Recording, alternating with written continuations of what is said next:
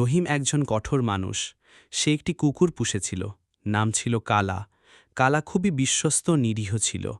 কিন্তু রহিম প্রতিদিন তাকে মারত, না খাইয়ে রাখত, শেকলে বেঁধে রাখত দিনের পর দিন। কালা সব সহ্য করত, কখনো কামড়াত না, শুধু চোখে জল এনে চেয়ে থাকত মালিকের দিকে। একদিন রহিম হঠাৎ গুরুতর অসুস্থ হয়ে পড়ে। ডাক্তাররা কিছুই ধরতে পারল না। রাতে সে দুঃস্বপ্ন দেখতে লাগল, একটা বিশাল আদালত, বিচারক স্বয়ং আল্লাহ।